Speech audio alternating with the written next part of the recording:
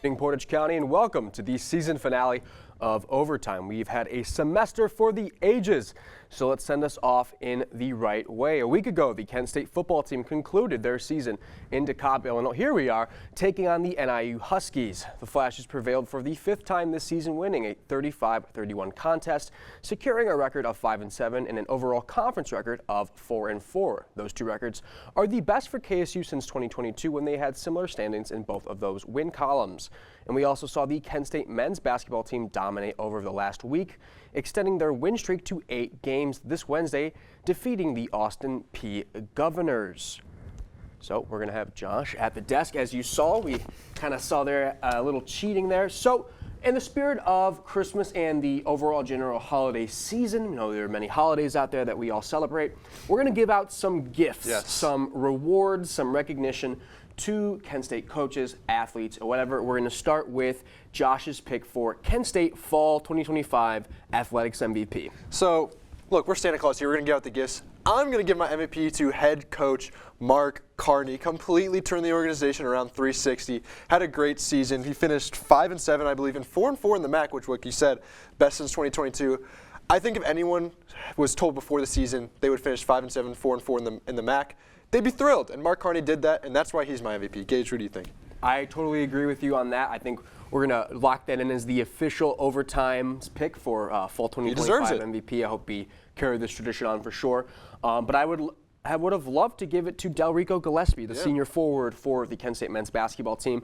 In 9 games this season, he's got 9 double-doubles. He's roughly putting up 20 and 10 a game, which is amazing. We saw against Austin P that he's beginning to bring in the three-point shot. Went 4 of 6 from beyond the arc. A great all-around athlete, attacks the boards. You know, when I asked him, he just wants to be a dog. When I texted the great SID, Kellen Godfrey, you know, what was Delrico's reaction to being named mid-major player in the country, the entire country, and that includes programs like Gonzaga, St. Mary's, High Point, Akron, all MAC teams. He told me that he was just not affected by it and ready to go back to work, and I can see that he's the strong, silent type. He's a guy that, you know, isn't really enticed by the thrills and the band. He's just trying to go out there and get his rebounds, get his buckets. If the season went on a little bit longer, like if we were a little deeper into the basketball season, I could definitely see him being able to win it. But like I said, the football season, I feel like it's just too hard to ignore, and that's why it's Mark Carney. Totally agreed. So let's move on to our next award, which is the Kent Moment of the Year. Moment of the Year. Josh, start us off. Give me Dorelis Clark kickoff in the first game. Obviously, he had multiple. But I like the Merrimack one the most because this was just a complete momentum changer, right? Merrimack went and scored with about 5 minutes left to go in this game. It was looking like Kent State was going to be, you know, same old Kent State, start off 0-1. And this was obviously before we realized what we had this season. And Dorelis Clark, 100 yards to the house to win the first game for Kent in multiple years. I mean, it's just special. What do you think? I totally agree with you. I think there were 2 clear-cut options for this one, both involving the football team, one at home against Merrimack. But I'm going to go with the wagon wheel match in Akron, going into overtime. Everything that you want a football game to have, whether it's the prime time setting, under the lights, rivalry, on ESPN. The weather conditions were cold and crisp, and the snow was falling down before the game. And Kent jumps out to an early lead after being down at halftime, and then just explodes in the third quarter. We get the deep ball touchdown to Dorelis Clark, and Deshaun Martin gets involved, and DeShields has the game of his life, gets 2 different award recognitions for that game, but then Akron comes back, forces overtime just for Drew DeShields to find Ardell Banks on the first play of overtime, giving them their first win against Akron in three years. What a game. So great game. That's my moment of the year. But let's move on to our next one. We've got some sort of breaking news, but it's been announced for a little while. In our We're Gonna Miss You category, who are you gonna miss that is leaving Portage County this year? I am gonna miss Cade Wolford a lot. Obviously, he was a deep ball thrower. We talked about him a lot on the show, going back to the first week, I remember. And losing him will definitely be tough for Drew Shields, but hopefully someone steps up. Obviously, we're gonna get into who yours is, but I want to ask you: do you think Dorelis Clark's gonna transfer? Because he hasn't announced it yet. But it's probably a likely thing. What do you think? I do think he will transfer. I think, you got a guy who's a redshirt junior. He went through that, that D3 grind at Alliance College, went to Butler College, now at Kent State. Made a name for himself. Special teams player of the year for the conference. I think that would be the right choice for him and his Sad to see him go, but it deserves it. Overall, my We're Gonna Miss You award's gonna go to CJ Young. Okay. Kind of came out of nowhere. We knew at the end of last year when he had that good game against Buffalo that this was a guy we could look at. But overall, we're really going to miss him. Yeah. And finally, let's both agree on our Comeback Player of the Year award overtime. That's going to be Judas Shields. It's Judas Shields, easily. For sure. And explain why real quickly. He came back from injury. No one really knew Drew before the season, and he came out. He had a great season. He threw 18 touchdowns. This surprised me. Only 3 interceptions. Oh, yeah. When you think about it, I guess you don't really remember interceptions because there was none.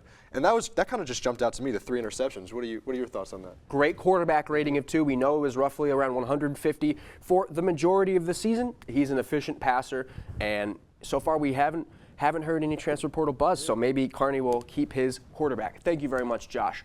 When we come back, we're going to do my favorite discussion on the show, and that is college football. Stone O'Brien and I, along with a special guest, are going to analyze championship weekend coming up.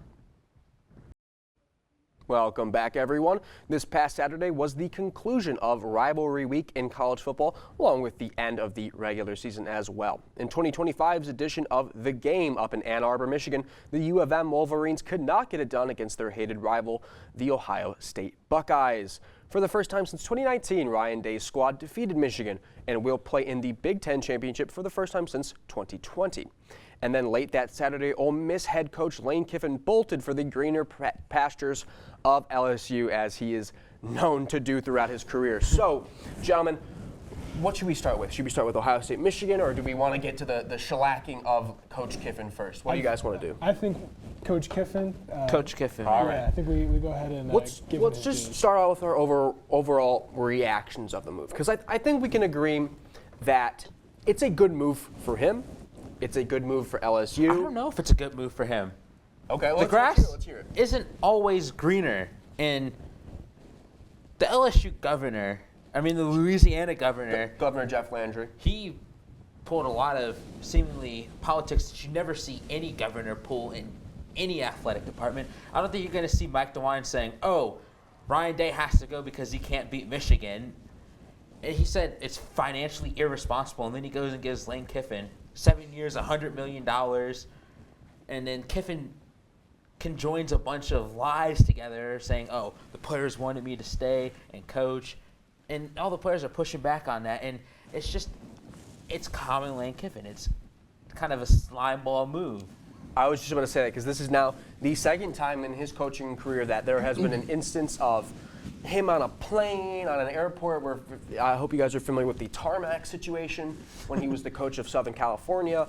There was obviously the Al Davis Raiders. He uses the overhead projector and gives out a list to reporters of why we had to get rid of Lane Kiffin. But Cameron, by the way, let's welcome our special guest, Cam Palmer. Yep, Cameron, before you get into your point, explain a little bit about what you do.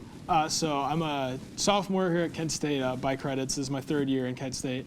I'm a high school sports reporter for the Sugar Valley Conference. I do a lot of stuff in the Northeast Ohio area. I have a state championship football game to cover tomorrow between the Cortland Hornets and the Hopewell Loudon Chieftains. I'm really excited for it. Hopefully the Hornets can get number 8 and journalism major. And I'm super excited to be here to talk college football. Maybe bash Lane Kiffin a little bit. I'll try to. Well, let's get it. I'll try to be nice to him, but I don't have many nice things to say. Let it out, man, because this is obviously I've heard a lot worse said about him. Where I'm sure we're familiar with the reporter and the. Last week. Okay, yeah. But did you hear about his dog? Apparently, the dogs. Yeah. his dog was a PR stunt, and he just left the dog there. I bet he did leave it. That dog is still in Oxford right now. I would bet my life on it. But Cam, let's get into it. So to start, we mentioned the social media blunder.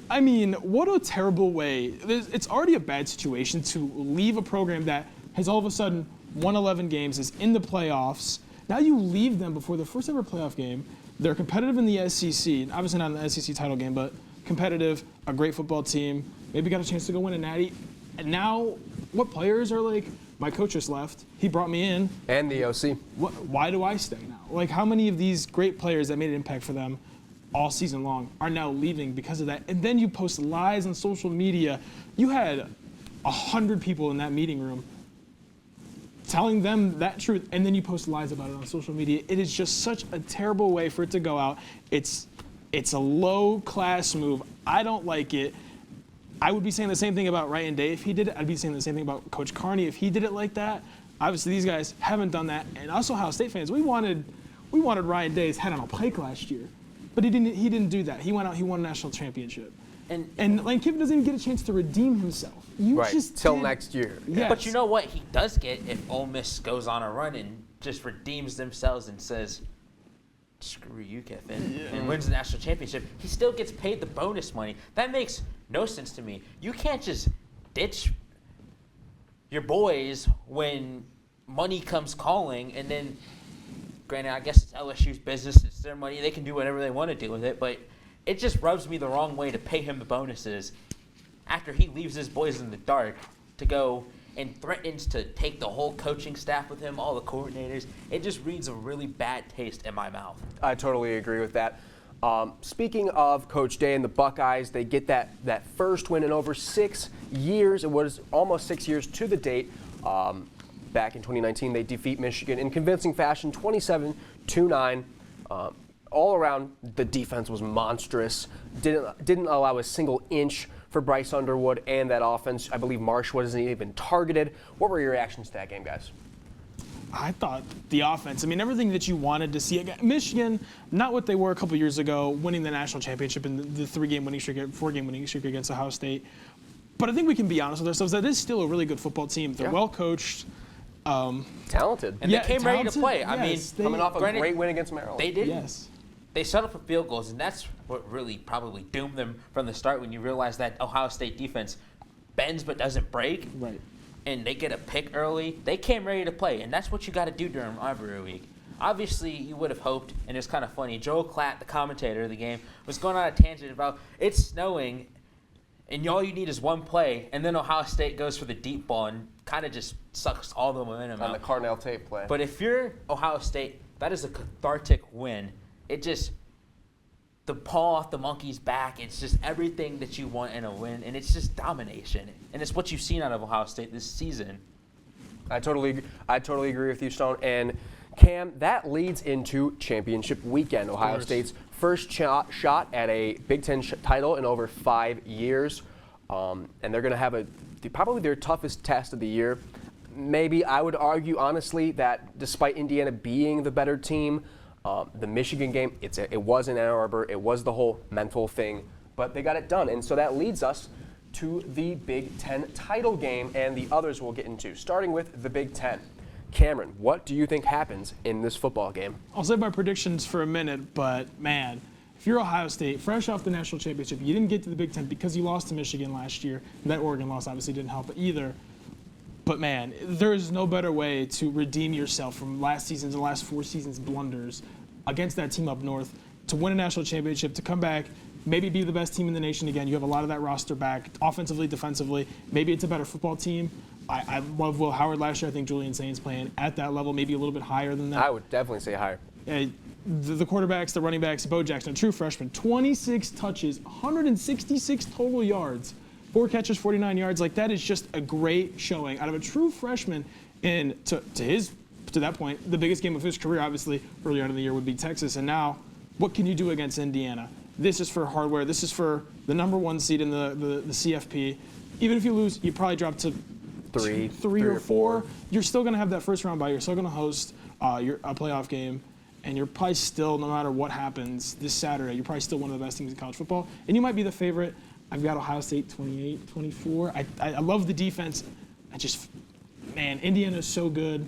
They do a lot of good things offensively. But maybe just the Buckeyes are in a different world. I think that I get strong Georgia vibes. We all look back. They went back to back, and they put. I've thought this too. Yes. I just get a strong Georgia vibe from this Ohio State team, and this Ohio State team, they feel offensively better. They somehow feel even better defensively, even though they lost Jack Sawyer, who we know came up big in the college football playoff semifinal, played hero ball with the strip sack and the touchdown, but they just fell on a different planet. Every opponent, I don't think they have a lot of opponent, over 17 points. It's been 9 points, a lot of single digits.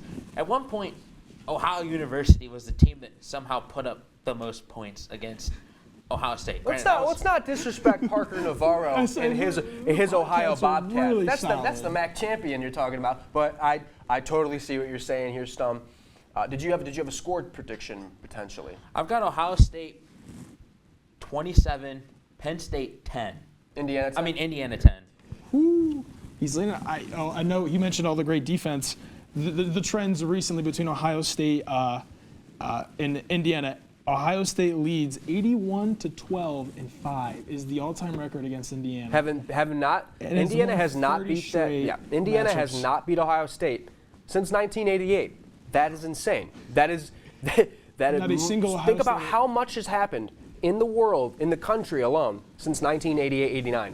And it's crazy because last year, Indiana just comes and takes the college football world by storm, and I respect what they're doing there. But last year they played Ohio State, and it was not not good. So this is really put up or shut up time. If you're Indiana,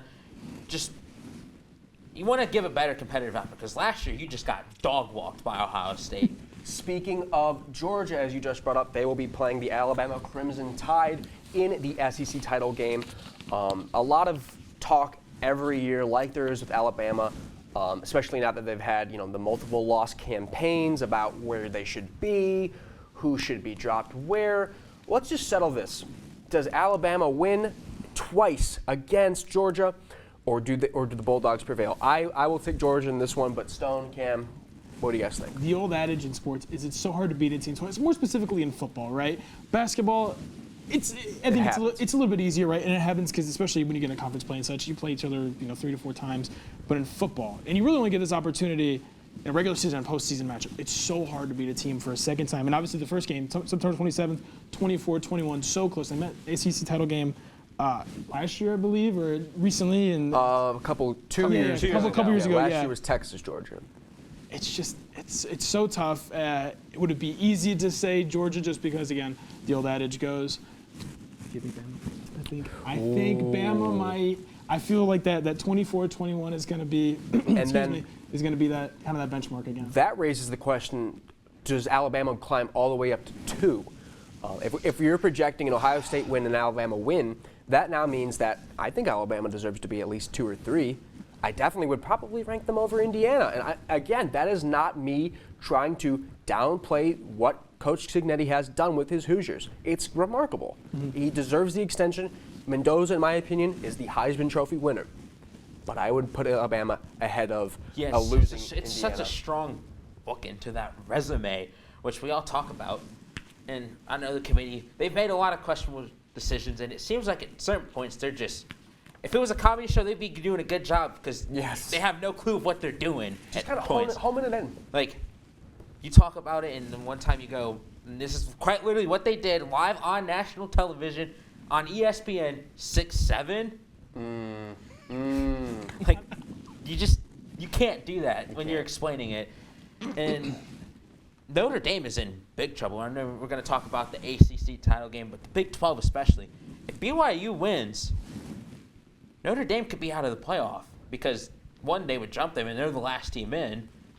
Bama would have a loss, but the committee hasn't punished teams in this 12-team playoff era. It's pretty much safe to assume that Alabama is a playoff lock. Yeah, it's safe to assume. They even moved them up, which I believe provides them with a little bit of protection, in my personal opinion, but we don't know what the committee's logic is. Let's move over to the Big 12 title game like you just mentioned. Do we want to do ACC or Big 12? Because we'll go Big 12. I feel like Big 12 is the more entertaining game, but that ACC title game is very interesting when you start to imagine the possibilities. But the Red Raiders, watched them against Kent State, have watched them throughout the year. I actually honestly think this is the third or fourth best team in the country. Agreed. That is a team that, if you're an Ohio State fan, do you really want to see them? Because, in my opinion, Texas Tech is not that far off, if you think about it. Both teams have great talent on both ends of the football. That brings us into Saturday's game. What do you think is going to happen, Cam? Well, just to talk about the stakes, right? It's already a conference championship game. There's already a lot on the line. But both of these programs, this is their first ever Big 12 title game appearance. Obviously, the Big 12 was expanded and teams have come in and out, so part of that is in there, But man, I mean, what else could you want, right? If you win, you might make that top 4. I think you're in the playoffs no matter what, being 11-1 right now. But if you win, you're in. Do you get to 2 or 3? And I think about the rankings, playoff rankings, I think it all depends on, how do some of these, hypothetically, if Georgia goes and beats Bama by 20, that probably drops Bama out, right? Yes. I think they're a lock if they don't get blown out. Yes, I think the margin of victory or loss for anybody, like if Ohio State goes out there 30-13, Indiana, I think we'd all be shocked for the most part. But like, how does that impact what the committee does and how they do these final rankings? And I think that's something that we need to kind of take into account is like, if any of these games are blowouts, like that could really drastically change things. And maybe that keeps Notre Dame safe in there. Like we saw in 2014, Ohio State. Let me get Stone in. A blowout got them into there. Ezekiel Elliott runs all over Alabama. Stone, really quick, you got a couple seconds. Texas Tech or BYU? Texas Tech. Totally agree with you guys. Yep. Phenomenal segment. I wish we had a whole show dedicated to college football. I think that might be in the cards for us three. We're going to go see C.O. Parker and Lexi Blatnick break down some hockey when we get back, so all you NHL fans better stay tuned. Well, the Detroit Red Wings took a short trip. Will you fist bump me? Yes, I will fist bump The you. Detroit Red Wings took a short trip to Nationwide Stadium to take on the Columbus Blue Jackets. That's right, Lexi. But that wasn't the best part of the game. Jackets getting the dub in overtime. Like I said, not the best part of the game. That was in the 1 minute left into the third. Jackets are down 1, and they have an extra man on ice. As we see here, Fantilli right through the legs of Talbot. What a goal. We'll break it down just when it gets a little slower because it was rather quick. Rather quick. So hockey's a fast sport. It is. So if you see here, Fantilli absolutely loves it. He gets it off Johansson and it goes in between his legs. That's LeBron James. LeBron James not on the field. He lost his 10-point streak. That's really sad. But you know who scored 2 points? 3 points, Werenski, 2 goals from Fantilli. As we just saw, that was his second goal. All right, but I think we're being invited over to over the desk. Back to the desk before LeBron James jumps Desk out. Island. He's been really scaring me. Clearly, LeBron really wanted to be on the NHL segment, but that is he cares a lot. Okay, he does care a lot. You know, the I Care Foundation, the school, that's a good point. Interrupting the highlight. Like he's just a caring type of dude. But overall, Jackets getting it done, but seemingly enough, last place in the Metropolitan Division. Metro's a weird division. But it's a tough division. I mean, it has. is. I feel like that's been the problem. Their problem is that they have done well. Have they done enough to be a playoff team? No. Not enough. But you're dealing with the Capitals, the Hurricanes, the Penguins. It's the who's who of hockey is what the Blue Jackets. The Rangers are good here and there. The Devils are good this year. It's tough, but no one compares to the Colorado Avalanche overall. No. So why are they so good, guys? Why? Explain to the audience who may not tune into much NHL. Why are the Avalanche just so I'll good? let Theo contextualize it. So the best way to put it is the Avalanche have, I believe yesterday, lost to the Islanders. The New York Islanders, another team in the Metro. This is their second loss in regulation. That's 2. That is the same amount as the Denver Broncos, Who play all year. every week. Far less than the Avalanche do. They are on a incredible point streak. Well, point streak ended, but they are on track to reach the 60-point.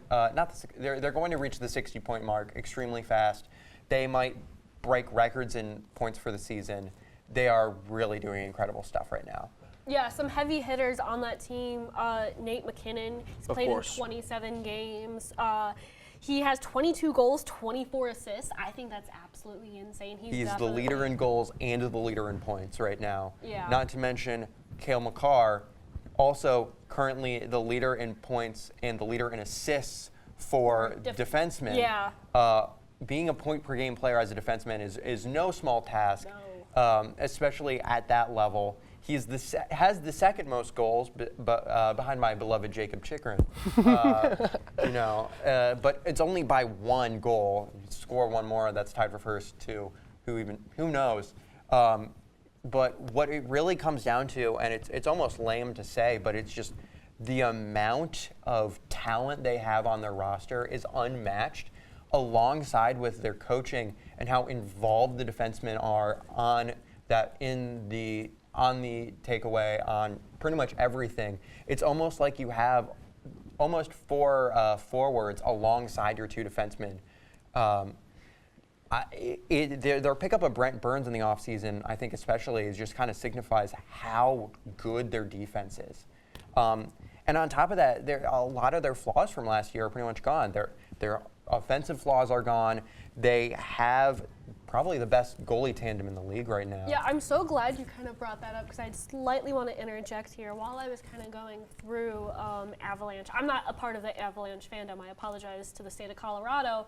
But all of them. We are stationed in Ohio, though. So, but a lot of like the Reddit. I know. I was on Reddit. Mm-hmm. There were hockey threads, and I was trying to get in the mind of an Avalanche fan. But everyone's saying, "Oh my goodness, we passed the Valery Nichushkin curse. Mm-hmm. Every year, this guy seems to get hurt, right? And the team just kind of erupts in flames." Gage Wellman. So I also really quickly with the 30 seconds that we do have. You didn't talk about your Washington Caps, man. They're great. Really. Oh, you happy about the Caps? A while ago on the other show, I went on a rant on how bad the Washington Capitals were doing, and since then they have gone on a 6-game win streak and are now number 1 in the East. I am thankful. How about that? If only that logic could work for the Baltimore Ravens. We'll see. Speaking of football, last night the Detroit Lions got a rebound win over the up-jump Dallas Cowboys, winning at home by a final score of 44-30. The Lions definitely needed this win after dropping a game on Thanksgiving. And for the Cowboys, well, I guess they aren't as scary as Tony Romo tried to make them seem when he was calling the Cowboys-Chiefs game. As for the rest of the league, who knows where we go from here with several teams in both conferences looking like possible contenders for the Super Bowl trophy. So guys, I really just want to get into what we have here. Connor Faith and Matthew McConaughey as well, making your overtime debut. Thank you very much, Matt. Overall, we'll just lay out your guys' visions for the remainder of the NFL season when we get back on programming in early January. We'll already be in the playoffs. So how do you guys see the season ending? Divisions, playoffs, stuff like that. Matthew, I'll let you go first, the new guy. Well, this season has been a train wreck all year. It's been unpredictable, teams going up and down. We've seen that with the Chiefs. The Chiefs Super Bowl team last year, and they're sitting at 6-6 right now, and I believe third in the division. It's really strange to see these good teams in a slump when you've seen them dominate the previous seasons. What do you got? Yeah, I agree. I was not. I was surprised to see the Chiefs doing this bad. One team I am shocked about, though, is the Broncos and how well they've been doing. They have a really long win streak going, but genuinely, I feel like the AFC West has really been kind of a train wreck this year because they've been blowing everybody's expectations. But yeah, we got a bunch of different divisions that have also been really wild. Yeah. Let's start with Matt. I think I hope you understand me here. What are your division predictions? Yeah. So who do you got for each division? I'm going to swing it to the NFC South. This is a division that's really competitive between the Rams, Seahawks, and 49ers. The Rams sitting at 9-3, Seahawks 9-3, and the 49ers 9-4. Seattle has a really tough schedule. They're ending the season with the Rams, Panthers, and 49ers coming their way.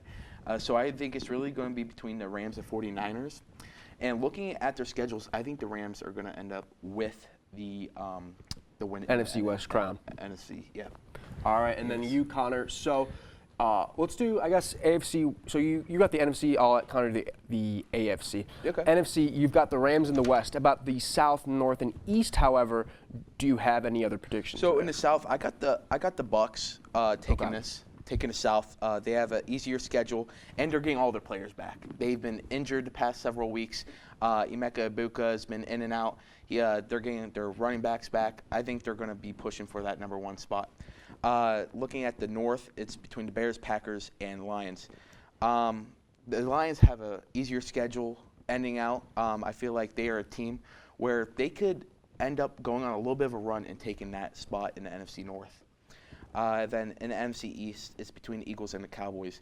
The Cowboys are one of those teams that they can go out one week, make a big win against a really capable team, and then lose against a really bad team. Right. So they're a really weird team Or just straight out come out flat against Detroit like last night. I mean, look at this. They could make a really big statement win, and then next week they're just really flat, like you said. So I think the Eagles are going to come out on top of the NFC East. All right. I to be honest, I agree with you on pretty much all those picks: Bears, Rams, Eagles. But I actually, the Bucs are kind of slipping, and I'm really intrigued to see what the Carolina Panthers are going to bring to the table. Especially, Bryce Young's been balling out as of late. That Rams game, their defense really showed out. I think the Panthers will take that division crown. Connor, the AFC predictor, what do you got for the AFC championships? Sorry, division crowns. Okay, well, AFC, let's start in the West. I think, after looking at the schedules, I think it's going to be the Broncos because they've been able to close out games. And if you close out games, you're going to win those games. And seeing how the rest of their division's going, it's pretty much Broncos. For the East, pretty much everyone knows this. Give me the Patriots. I mean, one of the hottest teams in the NFL right now. For the South, I'm going to go with the Jaguars. That's another one of those tough divisions where, 2 or 3 teams could win. Yeah, plus the Jaguars, they just have an easier schedule going in. But you got to understand as well, the Jaguars, they could either win an immaculate game or they can put up a stinker. Now, for the North, very competitive. I'm going with my Ravens. I think the Ravens are going to pull it out. Yes, they got teams like the Packers and the Patriots coming up, but I think that they're going to be able to close it out.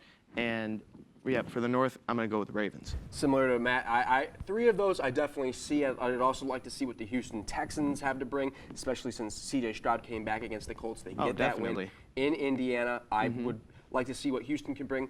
Yeah. Let me paint this picture for the AFC North. And no offense to your Ravens or our good pal Evan Schofield Steelers. None taken. The Bengals are still very much well alive in this. They're in it still, despite being 4-8. They're 2 games back, I believe. I'll get the exact number in a little bit. But Joe Burrow is coming back. We saw what he could do at the end of this season, especially in 2021, where the Bengals kind of resurrecting themselves. Yeah, they're games back. Because 2 games back. Yeah, Ravens and Steelers are 6-6. If the Ravens keep plummeting, if the Steelers keep plummeting, that's the Bengals division. So moving on to past the playoffs, the Super Bowl. What are some of your Super Bowl predictions, Matthew? Okay, so we talked about this up in the newsroom. We had Dream Super Bowl and Realistic. Okay. So my Dream Super Bowl would see a Lions-Bears. I really like Jared Goff and the Lions. I would really like to see them in. Oh, that is not a realistic. I was just gonna say that would be a dream NFC Championship game. What am I doing? I'd really like to see the Lions and the Lions and Patriots. Excuse me. You're good. I really like Drake May and Mike Vrabel, and seeing Drake May, a second-year quarterback, he's been in talk for MVP, and seeing the Lions and Jared Goff, if they can get past that big win slump, I think they can really make that playoff push. So that would be my dream Super Bowl. But realistic, I think it's going to be Patriots-Eagles. Patriots is that top team, and they've proven to be dominant all season. And Eagles, I know they've been in a little bit of a slump, but they kind of remind me of that Chiefs team where they get into a little bit of a slump towards the end of the year, but they really make that playoff push. Awesome. If that Super Bowl would happen, it'd be the 3rd time this century we'd get a Pats-Birds Super Bowl. Connor, your Super Bowl prediction for this year?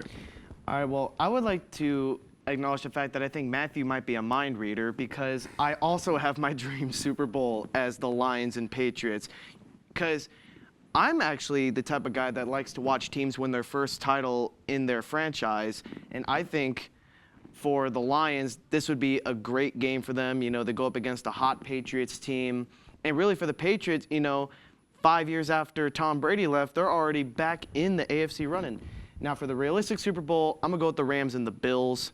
Rams are the best team in the NFC, in my opinion, and the Bills, they're just a great playoff team, so that's my prediction. Hey, great stuff for you guys. Thank you, Matt and Connor, for coming on. We're going to go to the NBA, where Stone and Josh are going to come back, and they're going to talk on and about LeBron James and how great he is. I'm so thrilled for that. Coming up on Overtime. Well, last night, LeBron James passed up on scoring 10 points in a game and instead opted for a pass to Lakers forward Rui Hachimura, who hit a three-pointer as time expired, and the Lakers walked away with the 123-120 win over the Toronto Raptors. LeBron had scored double digits in nearly 1,300 consecutive games, but he showed his humility by going for the win, and what's got me fired up is the Clippers waving Chris Paul randomly during the middle of a road trip. So we have the biggest LeBron James fans of all time in Sono Bryant and Josh Saramat. As you can see here, the lower third, they're going to talk about LeBron. They're going to say how great he is, and whoever starts first, 3, 2, 1. Me. There you go. Right. You go. I'm really excited for this. So LeBron, right? What more is there to say? LeBron James. That streak has been going on since I was 6 months old. I'm now a 19-year-old grown man. That's how great LeBron is, and I don't want to let go how he passed up this. That game was tied. He could have taken a bad shot, either got the streak or gone to overtime to keep it, but he passed it up. He wanted to win, and I think that just shows how great of a team player he is and how good he always been. Stone, what do you got? It really did feel poetic because even like 2 years ago, granted, I think LeBron would still pass in that situation, but you would almost expect him to find some way. That's his shot. If it's 2018, it's most definitely his shot, but it's just like a fine way. It's a passing of the torch of sorts, and it feels like we're getting to that stage where I don't want to get emotional, but He's getting old. he's getting old. I mean, I watched the game. I know he's been struggling with injuries, but even in these recent seasons, he's warmed up. But it just feels like we're at a stage where LeBron's transitioning. He's getting ready to retire, and it's almost surreal. I'm like, I was sitting there watching last night, and it's just like, I'm not used to seeing this LeBron. It's just really the epitome of consistency. But he's still playing great. I mean, he's still putting up what numbers you would compare to like a prime Draymond Green with the rebounding and the passing and the efficiency. And, you know, I think last night really showed the importance of the Luka Doncic trade because now, like you said, a year ago before Luka, that is LeBron's shot. You know, when LeBron was reaching Abdul-Jabbar in points and the Lakers were really relying on him, that was LeBron's shot. And he passes up to a guy like Hachimura, who is a decent guy, you know, role player, but still very decent player. And it just shows the evolution of this guy. Like you said, the last time LeBron didn't score 10 points in a game, the iPhone hadn't existed. Yeah. My brother wasn't born His yet. brother hadn't existed. A lot of my younger cousins had not been born yet. I don't remember 2007. And that's just great. I want to talk about something that's not great. Yeah.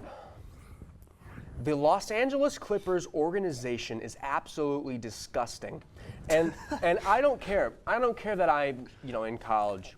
Maybe I'll look for a job. Maybe instead of being a professional writer or reporter, I go on and become team PR or something like that. It will not be for the Los Angeles Clippers. Let me talk about this team. They have two owners for the majority of their history. One was a terrible, old, racist, maniacal man, and the other, Steve Ballmer, is shady as all hell. Does the worst trade in NBA history, gives the Thunder the entire keys to the future. The Thunder will be set up for a decade plus now. And what does he do to Chris Paul? He lets him go. He just tells him, you got to go, man. I don't know. You got to go. Yeah, for I didn't no agree with that. good reason. It's classless. It's hateful. I don't like the Clippers organization, and I'll let you guys go. So realistically, I got one big thing written down here for the Chris Paul saga. Let's act like grown men. Yeah. I mean, like, I get there was issues with Ty Lue and Chris Paul. If that's the case, fine. What you do is you have a sit-down talk with them. You don't refuse to talk. It's a like Ty Lue veteran. did. It's a very respected. A Hall of Famer. He has 0 rings, unfortunately. But Maybe he'll be sign- first ballot. But he'll be a first unanimous ballot. Hall of He's Famer. been great. Lob City. The That's his point home. guard. And has he gone to Charlotte yet? Is he going back to Charlotte? They might not. They might have done one game in Charlotte, I believe so. Yeah. But he deserves a fair world tour. Let the guy have his retirement tour. I mean, And like, he's been content. And you know what? I like that by veteran presence, he knows the game has began to pass him along. He's trying to give back. He wants to have a meeting. He wants to hold players accountable. That's what you want out of your leaders. And then to just refuse to meet is just, it's unacceptable. Ty Lue, you've coached LeBron. You kind of there was a politics that went on in you getting your first head coaching job. They did fire David Blatt in the middle of the season. You should know that you've got to have those discussions with your veteran key leaders right there. I totally agree with you. And they didn't just trade him. They wouldn't say, oh, you know, Chris, the Clippers aren't doing well. Let's let's send you to Cleveland. Let's send you back to OKC. Let's send you to Boston, maybe somewhere where you can get that ring. They told him to get lost. They handed him a pink slip and a severance check and said, you got to pack up your jersey by 3 o'clock or else you got to go. Oh, it just hurts. It really hurts. And another thing that hurts is, why are the Cavs so crappy right now? I'm sorry I'm going on a tangent here, but if the NFL season has been a train wreck, like Matt said, the NBA season has been the whole train track blowing up. What is going on right now with the Cavs, guys? Just break it down for me. I think injuries are a big part of it. You can't tell the story of the Cavs season without injuries. Obviously, they've been down Garland a lot of the year. He's got that toe injury. Strus hasn't touched the floor. Mobley's been out some time. Merrill's been out a while. But still, it's just not right. But I'm pretty sure I just saw a game where the Cavs lost to the Trailblazers. Portland, yeah, and they had Mobley, Mitchell, Garland. They And Hunter. clunkers. I mean, Lonzo Ball, he went 1 of 8 from 3. He had 1 shot the whole game. And when you're paying that guy that much money, he's your big offseason move. He's like, oh, we got a 3-and-D solid bench piece that can come out. It's going to be a start of a new day after resetting after you get embarrassed by the Indiana Pacers in the second round of the playoffs when you kind of had a Eastern Conference Finals appearance, maybe even an NBA Finals. You had to compete with Boston. Yeah. It's on a platter. Yeah. It's for you to take. Granted, we did see Indiana take Oklahoma City to 7 games with the help of Tyrese Halliburton. Yeah, overall, I don't want to say, it's time to ring the bell. Maybe you give Kenny Atkinson the David Blatt treatment. But, I was talking with our friend Eli Washington. There are schematic problems with this team. Shooting tendencies, when and when not to take a shot, how many shots you're taking. And I'm like me and Eli talked about, we're not a type of guy that will say, you're taking too many threes. I actually think you should take as many threes in the world. But overall, it's deeper than injuries, I think. We're going to go to our final minute, and in the name of celebrating our wonderful jerseys, we're going to talk our favorite jerseys across sports history coming up on Overtime. All right, there we go, 4. Okay, so for our final minute today, we are going to talk about jerseys. As we see, we do it as the tradition of every final show for Sports Corner, and for Overtime as well. We've got a really nice selection of jerseys. We've got unofficial, we've got all-star, we've got throwback, we've got current. So Stone, I'll start with you, my man. What are your favorite jerseys, some of your favorite jerseys of all time? Let's try to cover all 4 sports, by the way. Not everyone individually, but across our cast. I'm a big fan of some of the retro MLB The Show jerseys. I play a lot of MLB The Show. We got like the Indianapolis Clowns, some of the Brooklyn Dodgers jerseys. I will wear some of the really 1919s. It's just solid pinstripes. It just looks clean. It pops off the shoulder. Love that as well. CEO. I have an answer that is going to be taken by the person sitting next to me. So I think instead I'm going to go with the Denver Nuggets rainbow skyline. Yeah. Either that or just classic Sharks. Shades of Dikembe Mutombo and Fat Lever. We love that very much. So me and Suyo, that was his name. Both were Arizona Coyotes. Don't slander Fat Lever. Lafayette Lever, and his little brother called him Fat, and then that was his name. He was the Denver Nuggets point guard. Okay. Lexi, I'm sorry. Go ahead. This is the second time today. Fun fact. Oh my gosh. Yeah. Anyways, me and Cio were really big Arizona Coyotes fans. May they rest in peace. And I love the Kachina jerseys. Kachina was so good. That's my favorite. That or the Columbus Blue Jackets alternatives. Jacks? Those are clean. Yeah, those are With the good. Cannon logo? With the cannon, yeah. Those are amazing. nice. What's the mascot? Boomy? Boomer? Is it Boomer the Cannon? I know we call our captain Booner. Do they still have the little bug? They have They the still little have bug. Stinger. Good. They Good. still- It's Stinger, and then their secondary mascot is the Cannon dude. It's a strange little lineup. Yeah, I mean, here's an interesting hot take I have. I honestly think hockey has the best jerseys. I don't think that's Strong an agree. insane. I I don't don't think think that's so. an Ridiculous insane to take. say at all. Jerseys are Yeah. nice. Josh, you got the All-Star Donovan Mitchell jersey. Do you have a favorite in this race? Yeah. So I'm gonna go for the Cavs' current throwbacks. I'm gonna get a Donovan Mitchell one for Christmas, but I'm gonna go for a more specific one. Give me the LeBron James Cavs throwback. If his name's on it, I'm wearing it. That's all I got. Yeah. You could put it on a trash bag, James 23, and he'd wear it. Connor, what do you have for us? I am a huge fan of the throwback Seahawks jerseys that got introduced. I absolutely love the bright colors. I think they look incredible. And Matt? Following the lines of NFL, I gotta go the Bucks creamsicle jersey. Seeing my glorious King Baker Mayfield in that jersey is just awesome. Yeah. That one's. Be careful saying that name around here. Cam Palmer, what do you have in the jersey department? Oh man, I'll stick with football. I like the Cowboys throwback Thanksgiving jersey, but my favorite is the Ohio State blackout with the helmet that they do. They Those need are to wear clean. those more. What I a need beautiful jersey. the big game to be a night game so they can wear them in the horseshoe, black it out, like let's do a thing. Come on now. Folks are saying that Governor DeWine is still drawing up legislation to force a night game between Ohio State and a team that matters, unlike Ohio U or what was the other one, UCLA. Well, it seems like the AD is open now to more night games. I know they were thinking of moving. They were thinking of moving the Texas-Ohio State game to a Sunday night. What?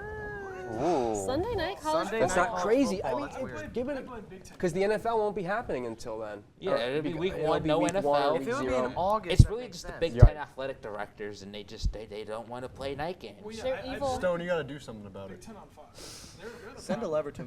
letter to Mike. Big Malone. noon kickoff Big noon, demons. yes, Yeah. I Big think- noon kickoff is a I think Kent Center TV should host Big Ten. Yep. That would be sick. Yep, let's get it. Ooh, yeah. Let's We're get gonna- it. we're Let's gonna get pay us no on one? OSU Texas. Call us. Fox, call Before us. I get into my jersey pick, I want to go with what our good friend, the Master Control Man in the room back there, Noah Matos, he said that his favorite jerseys were the cream baby blue Houston Oilers jerseys, shades of Earl Campbell, Warren Moon. There he is right there in the Myles Garrett jersey for the Browns. That is Noah. My personal favorite jersey is the one I'm wearing. I first saw this jersey when I was, really getting into sports when I was like 10 or 9 or 11. And, was playing NBA Jam on Fire Edition, if you guys are familiar with that. That's why I like the Nuggets. And, you could go into the menu and you could buy players, and they would be like classic guys, so like Rodman, Pippen, Shaq, Scott Skiles, that's a deep cut right there. And Vince Carter in this specific jersey was that one. And it's just fire. Like, this to me, It fits really well with your outfit. this jersey, it screams party, It's unique. frat. It is. I'm not a frat guy, but party, fun. What do you guys think? Hold on. First of all, I need to address something. I was just told that someone said frat and everyone just looked at Well, me. you're always the one talking about it. I'm 21. I go to bars, not frats, and it's once in a blue moon. Once in a blue moon beer, and it's on the Thank brain. you It's for on the picking brain. it And up. with that, it's been a pleasure hosting and producing this show for this semester. And more than that, it's been an honor doing it with you all. Thank you guys very much to anyone who's been on the show. My friends here, everyone at my home, back home, my parents, and everyone here on Couch Island. But it is indeed time for our final shift of overtime. For more sports coverage, check out KentStater.com and our Instagram account, Kent Stater Sports Network. I'm Gage Wellman, and on behalf of my friends, have a great night, and thank you for watching.